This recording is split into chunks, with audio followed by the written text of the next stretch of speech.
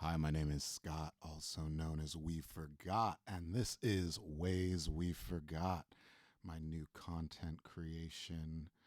And yeah, it's going to be the umbrella for all things awesome that are coming up soon in my life. Uh, so, what I do is I make 3 pieces of content a day right now. One is me just talking like this, it's called my musing, and I do one cover or an original song on guitar. And then I improvise with some flutes or other instruments that I improvise with. So, yeah, today I not really completely thought about what I wanted to talk about, other than, yeah, just showing up. Um, a big part of my life recently has been realizing that there are activities that I do that fill my well. These are activities that have me feeling energized after doing them. These are activities that, with consistency, you see really magical results. Some of those activities for me, and I'm actually curious if you end up having any, or you just like have light bulbs go off. Comment down in the comment section about some of the ones that you have. But what I've found really fills my well and makes it so that I can come to my relationships with a fuller cup are activities like walking. I love walking and listening to podcasts. I love walking and not listening to anything. I love walking and listening to old songs that I've listened to at different times, or that I've worked on at different times. I feel like it really gets my mind going. Though sometimes I just like not thinking about anything while I'm walking.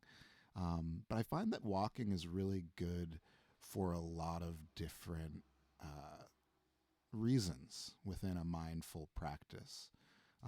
It connects the body to the mind, to the spirit, to, just the whole, the heart. And if are out in nature, even if you're not out in nature, even if you're just like walking around a city, you are surrounded by being and the connections. And so it's cool because you start to see these connections and you're moving through them, and your mind is moving and your body is moving. And so I find that walking is magical, and to make that a non-negotiable activity for yourself can be really powerful. Saying I'm going to walk for just 30 minutes, or I usually do an hour.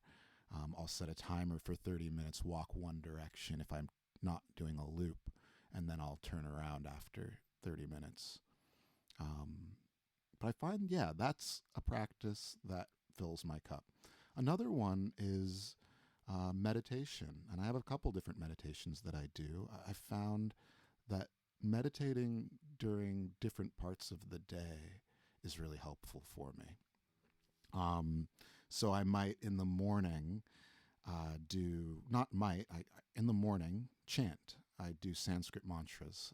I learned Sanskrit mantras from Thomas Ashley Farrard, and they have a book called Healing Mantras, which I was gifted when I first started getting really interested in mantras, and I highly recommend the book. It's very good. And so I do a bunch of different chants in the morning. And chanting is cool because it helps, especially when it's new to you or a person, it puts one in flow. And I have a theory about this because this concept of flow, it happens when we are met with a challenge, but we have a high enough skill level. And so, and flow also happens more often when something is novel. And that's because we have to be present with it because of its novelness. But I found, yeah, that when you do these chants, they oftentimes have meanings. They're tied usually to Vedic or Hindu gods. But much like any religion, these stories really are just trying to explain other concepts within us. And some of them a little pre psychology, but stuff that once we've actually been able to put it to the science, it makes sense when you're not taking it as literally. Um, but yeah, so it's an energetic language, Sanskrit. And so you do these chants. It's pretty common to do them 108 times. Usually you would have a mala, which is beads, prayer beads. And you would go through them with each bead being one time you would say this mantra. Yesterday I did a mantra, but it was the Ho'oponopono, which was that forgiveness mantra. And if you want to check that out, you should definitely do that. It's very, very powerful. But with these mantras and them being Sanskrit, oftentimes we don't understand exactly what they mean. I mean, you can read in a book what it means, but sometimes it's beyond the words because it is this energetic language, sort of like Hebrew and other sort of like energy languages. I mean, I guess all languages are energy, but really, really cool when you start putting together these concepts and you're saying this thing over and over again, but you're not just like saying it, you're thinking the concept. So the mantra that I started with was Om Gam Ganapatiye Namaha. And that is Ganesh's mantra. It's the elephant headed deity. Doo-doo. And they are the remover of obstacles. And so you are really opening yourself up to this concept as you're saying it over and over again. And as you do this over and over again, because it's a bit of a challenge and your skill level's high enough, you know how to speak, you can memorize something really easy like that. A lot of the times people will go into this flow state, and that means like they'll start to have time distortions. The words might transform. You might go into a trance state where time, in the end, just, whoa, what happened? I did that for how long? Breathwork also does that.